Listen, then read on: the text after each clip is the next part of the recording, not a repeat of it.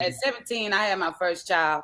By 21, I was married with 3 kids and responsible for a whole household. So during that time where the business umbrella launched, like around 2019, I remember being at my friend's house and we were on the balcony, and I remember looking at him and I was like, man, it's got to be more to life than this. I know. Hassan, your host for the Pregnant with Purpose podcast. And today's show is going to be great. We're going to be talking to some entrepreneurs, 2 of them. And we're going to be talking about how, in doing what they do, they are helping others as well. Because, for this season, our theme is living out our purpose, helping others. So let us get started. Let me introduce our guests, Ms. Jazmin Jones and Mr. Ralph Hawkins. Welcome, welcome, welcome, Good to welcome. be here. Hey, Miss Regina, how are you? Yeah. I'm good. I'm good. How are y'all doing? Blessed. We're blessed. It's been a crazy morning this morning, right? We're Absolutely. here. All right, but we're here. Okay, let me tell you first. Let me start out with Mr. Hawkins, if you don't mind, Jazmin. We're going to start out with Mr. Hawkins, and we're going to let me give you a little information on him. Mr. Hawkins has owned and operated his own Allstate agency for the past 38 years. He's won several awards that have allowed him to travel the world from Sydney, Australia, Paris, France, Munich, Germany, Singapore, and many places in between. He is in the process of completing a strip center in the Humble area. All right, Ralph. Ralph has been married to his lovely wife, Esther, for the past 18 years. Congratulations. Thank you. And Ralph has a bachelor's degree in education and a master's in divinity. Ralph says that he loves the Lord and he seeks to do his good pleasure. Thank you, Ralph, for that. Thank you for that, Ralph. And then we have Miss Jazmin Jones, aka Jazz. I mean, I call her Jazz, but she has definitely grown into Jazmin. Let me just say that. She was jazzy, but she has definitely grown into Jazmin. She's a native Houstonian. She was born into the world of entrepreneurship and hard work.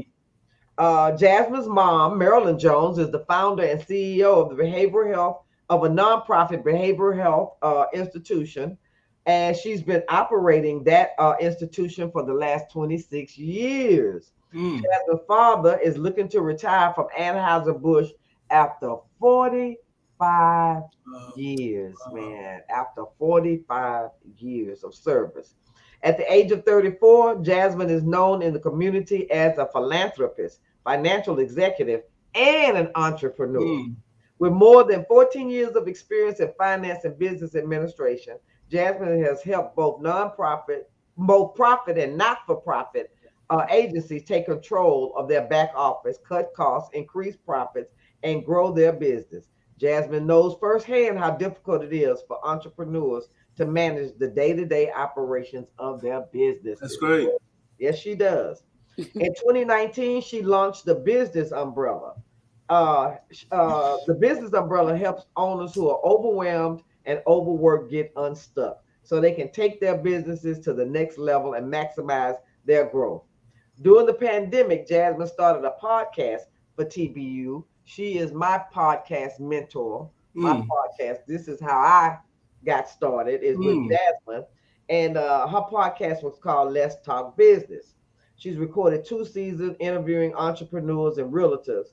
From that experience, Jazmin was blessed with a vision from God to launch a second business, the Community Cultivation Network, in February of 2022. Congratulations. That's the network that we're currently on. Congratulations. Thank you. CCN is a media network that tells Black and Brown original stories that cultivate our community. CCN dropped a lineup of podcasts in March of 2022. In June of 2022, Jazmin partnered with her father to purchase her grandfather's old machine shop and transform it into a 20,000 square foot full media production and recording studio. We will be doing our podcast from that studio. upcoming future. Jazmin is the loving mother of 3 beautiful children. She is the interim CEO of Unlimited Vision Behavioral Health Institute, and she is the CEO of the Business Umbrella and Community Cultivation Network Studios. Wow. Wow. That's what I got to say. Wow. Wow. Wow, wow, wow. Wow. Okay, let's get started. Ralph, I'm going to start with you. Okay. Because you got 38 years into this, Ralph. Yeah. And I want you to give me or to tell us how you got started, and do you believe this is your God-given purpose? How did you get started with insurance and Allstate and all that, Ralph? I was going to school at Texas Southern University, major in education, and I was recruited by a gentleman to go into the insurance business on a part-time basis. So I started selling a company called A.L. Williams at the time. It was by term invested difference concept. And so while I was out there recruiting, trying to build my vision and take it back to Alabama, et cetera, I ran across an Allstate agent at Westwood Mall named George White. And George, I was telling George about the opportunity and how great it was. And George, I knew what I was making, probably about $15,000, $17,000 at the time. This was like in 1881 or so. And George said, well, all I do, Ralph, I send my car up the escalator. He's making about $50,000 a year. So as a result of having that experience with George, I did some other things in between. I never did really talk, but then I began to pursue Allstate. And I pursued Allstate for a whole year. I called my manager every month for a whole year. Finally, I called him up one morning, and he asked me what I was doing. I said, what I need to be doing. He said, I got a new territorial sales manager. I want you to meet him. Went by, I met a guy named Phil Smith, took my resume, and he hired me on the spot. And I've been here ever since, and that's how I got introduced to Allstate. Matter of fact, and at the time, Allstate was like a family-oriented type thing. If you didn't know somebody, you really didn't get hired. And one of the ladies was a good friend of mine, wanted to figure out who did I know. I said, well, I don't know anybody, but just God's grace and mercy just looked out for me then. And as a result of doing that, it just opened up a whole nother world for me that I didn't know exists. Because my education background was not business; it was education. But when you have a degree, sometimes they feel like they can take you and mold you into what they wanted to do. And all my experience, whether it's how bad or good it was with the other company, allowed me to carry that over to Allstate, which allowed me to be very successful as an Allstate agent from the standpoint. All right. So it was just a great experience from that standpoint. That's how I got started. That's how I got introduced to it. That's how you got introduced to it. Right. And then for you to start your own company, how did that come? First I was an employee of Allstate. Right. Then Allstate, some point down the road, they terminated all our contracts and told us we had to become independent. So when they did that, I became independent some 20 some years ago from that standpoint. And that means that I handle all the expenses, handle all the payroll, and handle everything else from that standpoint, as opposed to being an employee. And the goal was that once I ever sold my agency, then I could sell my agency and receive the benefits as a result of selling my agency from a standpoint. Right. But that's how it became. And then when you're trying to figure that out, you're just trying to figure out, what works sales wise, what's bringing in the numbers, what's not bringing in the numbers, what's bringing in the results, what's not bringing in the results. And you just try to find something that work with. And things are so much different now than what they were then. But that's how we got started. Wow, Ralph. And do you think this is your God given purpose? Do you think that this is? No. Allstate was my income vehicle. Okay. But my God-given purpose is ministry. Okay. Great. But for years, it served to be my ministry. I was gonna say. Because when you're able to help families, you deliver the death claims. Right. You sell people a product, and you show up with the product, and it helps them get through that difficult time they're going through. That was just part of my ministry at the time. But as time went on, and all the trips that I was winning, like Australia, that's when I had an epiphany that only what you do for Christ lasts. Everything else only what you do. That's right. Now we can talk about that later. But that's kind of like what happened at Regina. Right. And I am a big advocate that I believe solely that, whatever it is you're doing, when you're helping other people, that's right. You are definitely within the will or the purpose of God. That's why I see it. That's so true. So true. Like we say, you can't keep it unless you give it away. That's right. Yeah. That's right. So Jazmin, taking a page from your playbook, what was it that made you take that leap off the front porch? That leap off the porch. Jumped off the porch. How did I jump What off made the you porch? jump off the porch? Yeah. So when it comes to entrepreneurship, what really made me jump off the porch is that I was fired from my full-time job working with my mother. So I was working with her, and I worked my way up from like a file clerk all the way to be over the finance department. And during that time, it just was a whole lot going on, and my mom had to send me a reality check. So I was fired. And at that time, it was a temporary thing, but I realized I never wanted to be in a position like that again, where I didn't know where to go. And I recognized at that time that I had learned so much from working with my mother. Working from being a file clerk all the way to the finance, I actually learned how to run a business. She was building me up for this since I was a little girl. But in 2019, when I had the opportunity, that's when I launched the business umbrella, because I knew what I was good at. I knew what I was doing for Unlimited Visions. So I knew I could do that for other entrepreneurs. And then the pandemic hit. And so it was like, oh, this is the perfect time, because a lot of people were at home and they were starting businesses. So I was able to help people, start their businesses with their LLCs and set up budgets and everything. And then I just kind of stayed in alignment with God. And so God continued to send me visions to just help people. Everything that I do with all of my businesses, and even being the interim CEO of Unlimited Visions, is just about helping people, providing opportunities, and us getting to where we have to go together. So that's how I got started. Oh, powerful. Really powerful. You mentioned about coming from entrepreneurial family. I know your mom and your grandfather. Yeah, actually, my mom was an entrepreneur, is an entrepreneur. My grandfather was an entrepreneur. He had his own machine shop across the street from my mom's business. And he was a wealth builder. He didn't only just do entrepreneurship. He bought land, animals. Like, he really laid the blueprint. And then when I got married when I was 20, and my ex-husband now, he became an entrepreneur. I helped him start his own trucking business. And I always felt like that was my gift. I was always there to help. I wasn't supposed to be an entrepreneur myself. I was there to help them lead. But in that became a business in itself, is by helping other entrepreneurs, which made me an entrepreneur. Right. But yes, I've been around entrepreneurs all my life. And it wasn't until recently, 2019, 2020, that I recognized this is for you too. God has a path for you, and you just need to tap into it. I asked that question, Ralph. Were you brought up in an entrepreneur? No. That's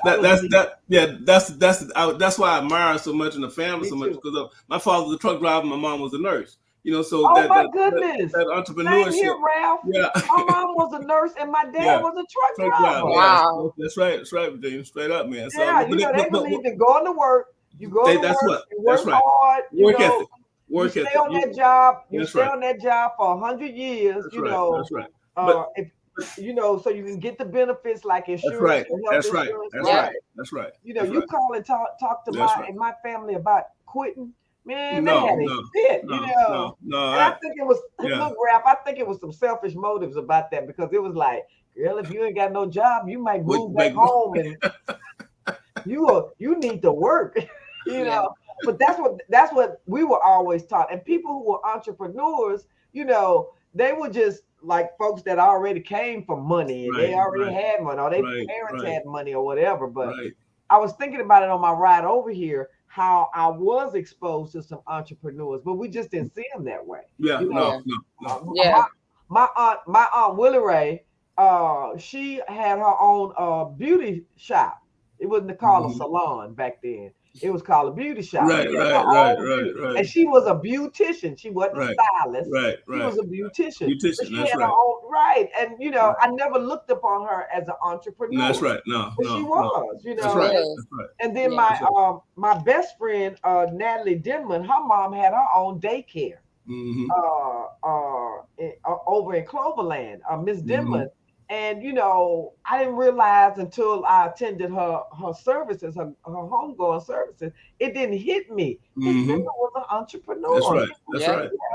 So I was exposed to it. It just wasn't my family's way to go. But can I add something to that, Mr. Son? I wanted to add to that. I wrote that in my bio, but I think that's very special that I was born into not only entrepreneurship, but my dad working at Anheuser-Busch for 45 years, because it taught me work ethic. Because no matter how much you want to be an entrepreneur, it takes work. It's not, you don't just wake up and you're running a business. It takes a lot of work, a lot of sacrifice, a lot of hard dedication. So I was able to learn that through both of my parents. I'm really blessed. I'm really blessed. Yeah, it's the work. It's the work ethic. It's the work ethic. That's it. That's where we came from. That's the work ethic. Yeah. Yeah, Ralph. We came from the school. At least I came from the school that your first 90 days at work. I don't care what's going on. That's nothing. That's right. You ain't leaving. You there. You better not miss a day. You better not miss a day in your first 90 days. Don't let your parents call you and you at home and it's the middle of a work day. I was in the 7th, 8th grade working on a place called Ellis Barbecue from 11 to 7 at night washing dishes, because that's the job my dad got me. Just in 8th, 9th grade. It was just work ethic. I didn't like it at the time. Wasn't crazy about it. Exactly. Some nights I didn't want to go, but it was the work ethic that they taught us. Right. Yep. Yeah. Okay, so this is the next thing I want y'all to discuss. To be a successful entrepreneur, what disciplines do you have to incorporate in your business life, in your personal lives? What disciplines would you say you use to get you where you're at? Well, you can't lie to yourself, first of all. For example, to give you a prime example, success and failure. When I first got into the insurance business, you can seem like you're busy, but you're not busy. I can be busy at home and look like I'm working, but if I'm not making sales calls, if I'm not being active, then I'm not really working from that standpoint. So you can fool yourself and look like you're real busy, but you're not real busy because you're not producing anything. So therefore you have to tone in and lock into what you're doing and the things that's going to make you successful, the things that's going to bring results. So I can always look busy, but if I'm not busy, if what I'm doing not bringing results from that standpoint, not bringing sales in, then I'm missing the boat from the standpoint. You can tell a tree by the fruit it bears. That's right. What fruit are you bearing? That's it. What I go by. If you're bearing good fruit, you're doing a good thing. Miss Jones? Yeah, I agree. I think that to be a successful entrepreneur, you have to work at being the best version of yourself. Mm-hmm. So that takes accountability. It takes, I try my best to hold myself accountable. I try to work on a routine and be as scheduled and organized as possible. Life is crazy, so it doesn't always stay that way.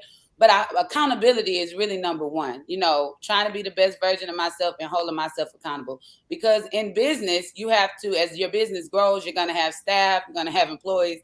You have to hold them accountable. You have to be a role model to them. So the very first thing is being the best version of yourself. That's what I've been learning. Yeah. And just to piggyback on what Jazmin said, I've always had staff. So, and I would never ask my staff. I have people, Kathy been with me 25, 26 years. Wow. At least my office manager's been about 20 years. And so people come in and they have a tendency to stay because I would never ask them to do something I wouldn't do myself.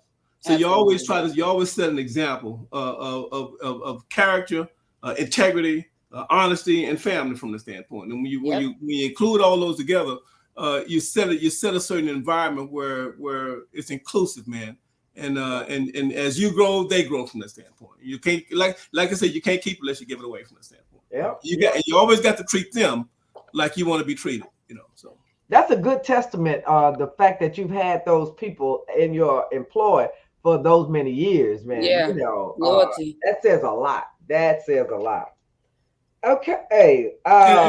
We're very diverse here. I mean, I may be the only African American in my as far as my staff is concerned, but we're very, very diverse. A couple of Hispanic, Caucasians, they're very diverse. One from Cuba. I mean, just very diverse office from the standpoint.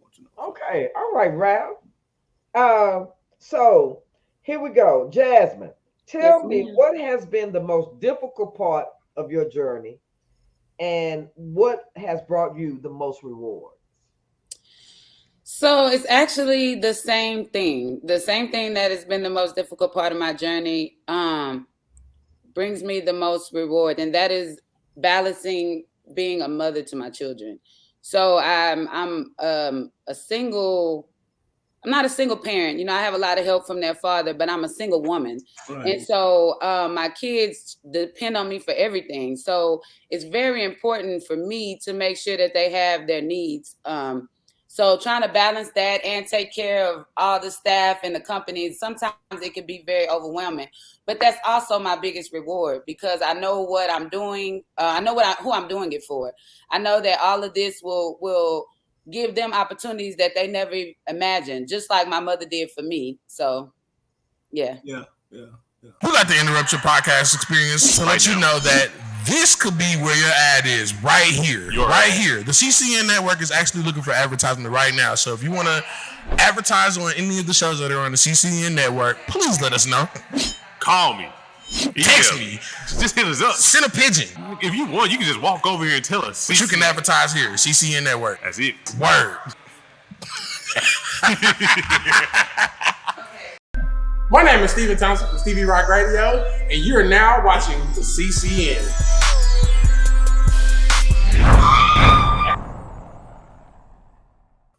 Okay. Ralph? There's several there, Regina. I've been blessed to sell a lot of life insurance policies over the years. And whether it's life insurance or auto or home or et cetera from that standpoint, the greatest reward is always when I can deliver a check. Now, it's a sad occasion. Right. When I can help that family maintain their standard of living, just like that other person was there, that's a tremendous reward. So one of the biggest rewards always, as a result of doing those things, though, but that's how I achieved a lot of the accomplishment I did for the trips I won. As a result of just selling life insurance policies, they reward me by sending me to Paris or Singapore, or Australia, et cetera, from that standpoint. Wow! And it was on this cycle where I had my epiphany as well, because I would work all year to get to the trip, and then once I got to the trip, before it's halfway over, I'm saying, okay, I'm already starting the next round. Right. And it was in Australia when I was standing in front of the Sydney Opera House. Man, I worked all year to get there, 20-some hour flight, couldn't wait to get there. Got there, and I'm looking at this specimen of a building, the Sydney Opera House, and I asked myself, is this it? Wow. Is this all there is? Is this all there is to work hard all year to win the trip, to win the promotion, come here, and then start the cycle all back over again? And it was at that point in time God revealed to me that only what you do for Christ lasts. Everything else come and goes. Solomon, vanity, vanity, vanity. So right. It was that point that I came in and I went back, got real locked into ministry, listened to Bishop Jakes a lot from that standpoint, went to a lot of conferences, went to pastor leadership conference, got my second bachelor's degree in Christian leadership at school in Houston. And then I later on went and got my master's in divinity from a standpoint. But it was that part that led me to the ministry and said that, this come and go. And I tell young people nowadays, I say, this is okay. This is all right. But at the same point, you're going to have something you can put your teeth in. Mm-hmm. And only what I do for him lasts. So that's the plan. That's what happened in that situation. Yeah, Ralph, for a lot of 60-plussers, that question comes up. Yeah. And this is what has me like doing what I'm doing, and some other people that I know who are 60 plus. Our mutual friend, Margot. Because at one point, when you get to a point where you like, is this it? Is this all there is to life? There was a scene from a movie, As Good as It Gets, with Jack Nicholson, and he had a disorder. He had an obsessive compulsive disorder. And he was in the psychiatrist's office, and the psychiatrist made him wait in the waiting room with the other patients, which he wanted to just walk in, but he made him wait. And somebody said, I think it was him, who said, "What if this is as good as it gets?" And you heard somebody go,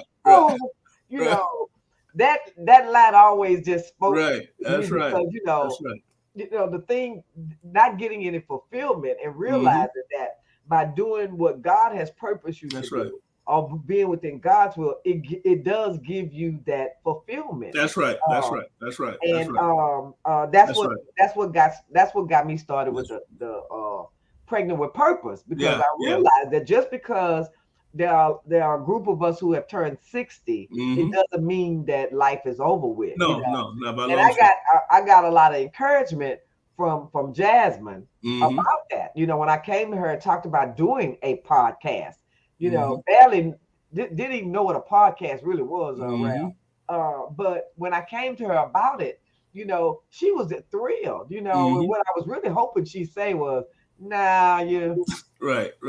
kind of too old, Miss Regina. You try something else. Why don't you take up knitting? And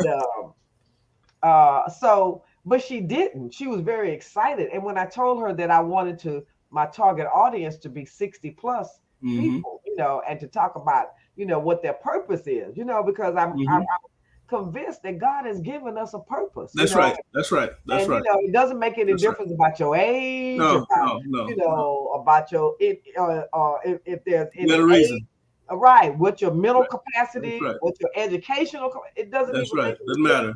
If God has given you that purpose, so that's right.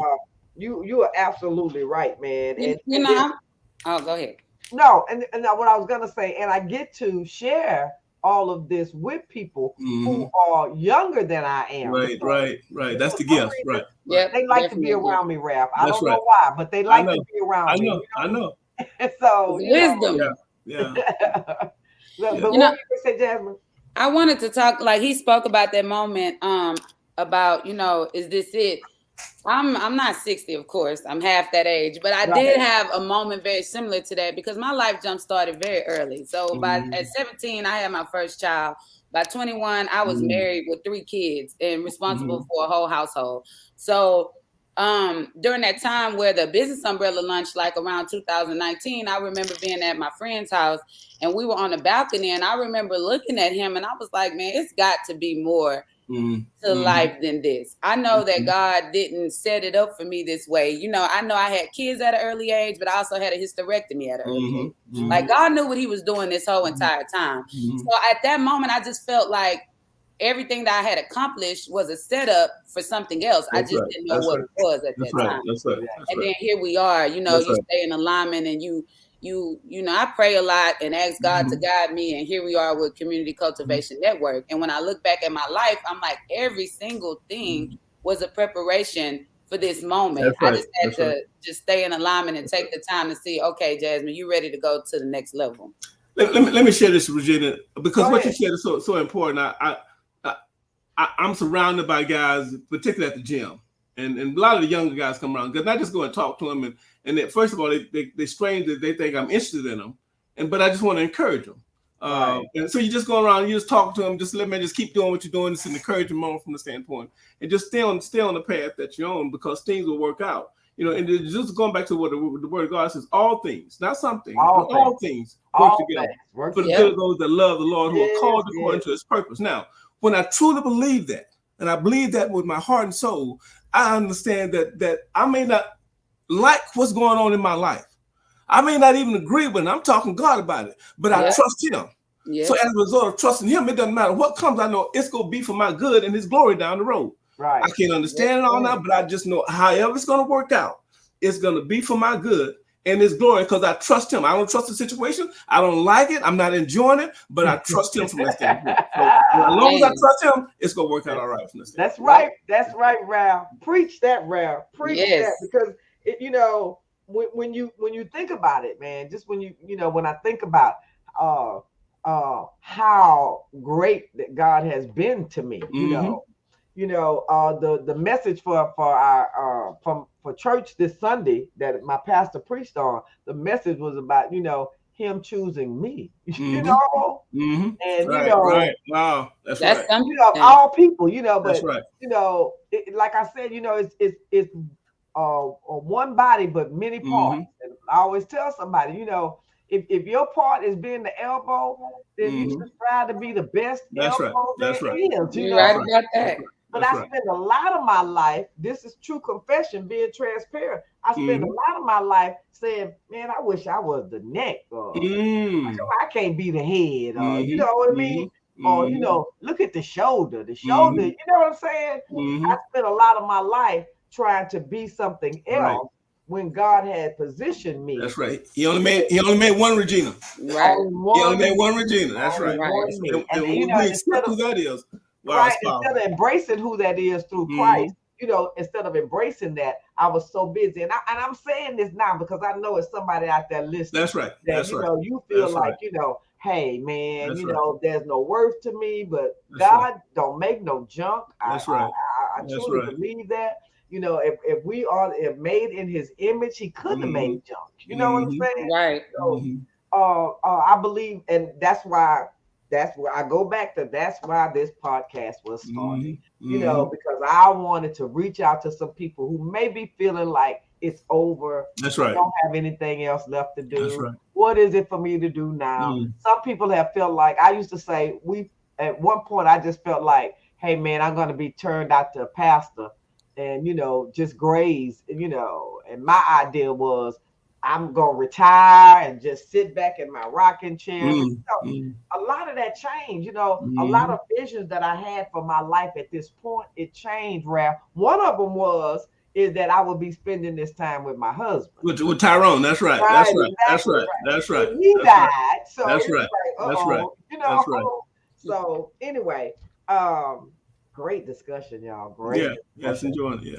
Okay, so I'm watching this podcast. I'm watching this discussion, and I'm listening to Ralph, and I'm listening to Jazmin, and I've been getting this unctioning in my spirit about, you know, doing something about moving toward entrepreneurship, you know, but I'm scared and, you know, fearful, and, you know, I got naysayers in my ear, you know. Everywhere. Right. Naysayers, you know, you better not do that. What would be your best advice for that person that may be watching? I can start with that. So I say this a lot to just people I work with, my staff and all of that. I think if you, number one, you want to be an entrepreneur, you know, you want to start something, the first thing to do is write it out. That's what worked for me. When I decided what I wanted to do, I wrote out at least wrote out the thoughts that I had. And then I researched, you know, I educated myself on what I needed to do to be successful at that. Then I also identified what it is that I'm good at. What are my strengths, Jazmin? What are Jazmin's strengths? And so wherever that I lack is where I started to build my team. You know, I started to get people who were able to do things that I couldn't do. But the number one thing is to remember why you got started. You know, like, what value are you bringing with this entrepreneurship? Whatever business you're doing, how are you helping someone? You know, what is the impact that your business or whatever you're going to do, what is the impact it's going to have on the community, on the people you serve, on your family? You know, those things are important before you get started. But once you recognize those things, then get started. I don't think you should have everything. You don't need everything lined up. You don't need the master plan all put together. You just need to, you know your why, know the impact that you're going to make, and then jump off the porch. So it can't be all about just making money. No. If it is all about just making money, your business will not last. Because there are going to become days that that money thing is like, you got to have a little bit more than money to keep pushing through. Right. You know, it's got to be a passion. It has to be a desire. It has to be something that you want to make a difference. Good, Jazmin. Ralph? Yeah, I was just in what Jazmin said. Just write the vision, make it plain. That's what the word says. Write the vision, make it plain, and make sure you're passionate about it. You have to be so passionate about it. I can do it whether I get paid or not. Yep. So if you follow your passion, it'll lead you to the money. But if you follow the money, you're gonna miss out from that standpoint. Right. And also just another thing that I hope you understand, they get that I've learned later on, that you can't wait to get to the end to enjoy the trip. Yes. You have to enjoy the journey. It's all about the journey. It's not the destination. Exactly. It's the journey, the good, the bad, the phase, the in between. It's the journey. So if you take the time to smell the roses, enjoy the journey, and appreciate each moment, and appreciate each day that is God's one that's giving you the gift, that's allowing you to be a service and give back to others from a standpoint, He will continue to bless you beyond anything you could ever imagine from a standpoint. So have the passion, enjoy the journey, enjoy the trip. Don't wait till the destination, because the destination is over with. That's it. But if I enjoy the trip, the journey, when I get to the destination, I'm just basking in the sun now. And no matter what age you are, if you got breath in your body, God, you still have a purpose. That God has something for you to do, to be a blessing, to be an encouragement to some youth, to somebody.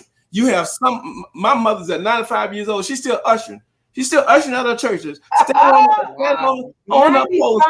95. She's still ushering, standing on a post on a regular basis, because that's her passion. Her service is God. That's the whole thing. So when you see that, you say, you know what, man, I don't care what I'm doing. I turned 66 in June. You know, I can retire. I'm trying to see out my agency. I may end up doing that. I'm trying to do that. But my thing is to finish my shopping center. When I first started my agency, I bought a building that I didn't know what I was gonna put on it. But as time went on, I put different buildings on it. So as a result, I had the name. It's called Time Saves Plaza. So as a result of doing that, it's turning into different rental income for me as a result. And my whole thing is that when I do retire, when I sell my agency, whatever, I want to finish up the Time Saves Plaza, just because and I told the guys that was coming on the property, I said, guys, I just want you to make money. So the things that you normally deal with on a regular basis for strip centers and common maintenance and camera, I said, I'm not charging you that. I just want you you got a certain amount of rent, you pay that, I take care of the property, but I just want you to be successful at what you're doing. And that's how the journey's been from this.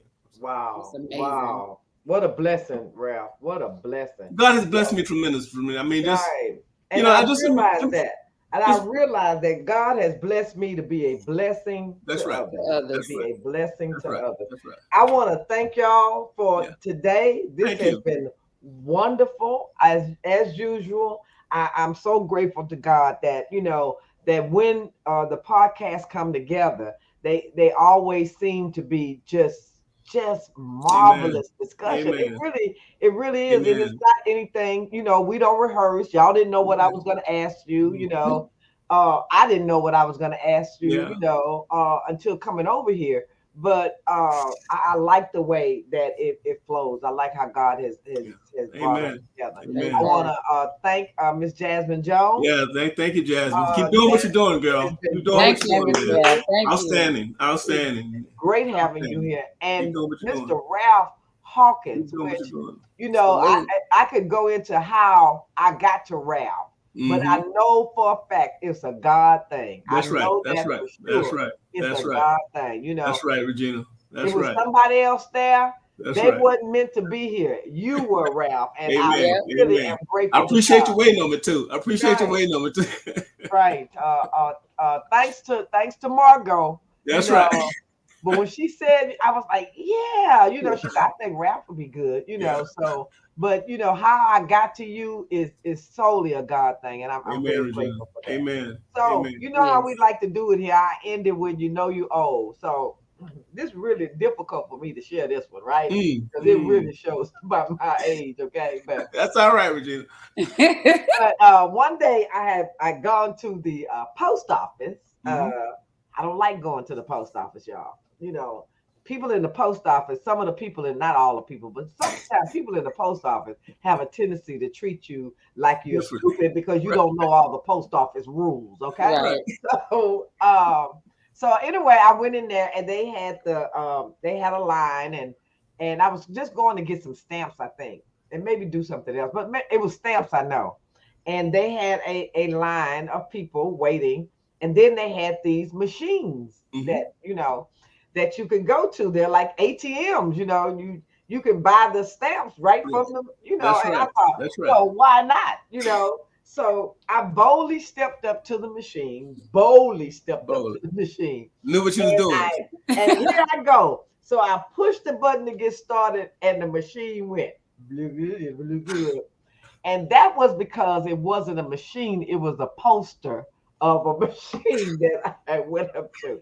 And at that point, if you could have seen me in the post office, literally chewing myself out, like, girl, you are old.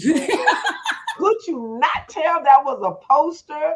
And I mean, you didn't tell me about that story, Miss Virginia. Well, it's not something that I go. I shared it with Gerald the other day, and Gerald thought it was hilarious, man, and I didn't know how I felt about that. So you know you owe and you can't identify the real from the poster. Okay, all right. So I want to thank y'all again for being with me. You know how we do it here. Our motto is: if you're not dead, it's not done. That's not done. That's right. That's right. That's right. Bye-bye. So you just got done watching Pregnant with Purpose, but that's not all we have. We also have Yes to Real Estate, and we also have Class in Session. Make sure you like, subscribe, listen to all of them. If you like it. If you don't, it's too bad. You watched it already. So we good.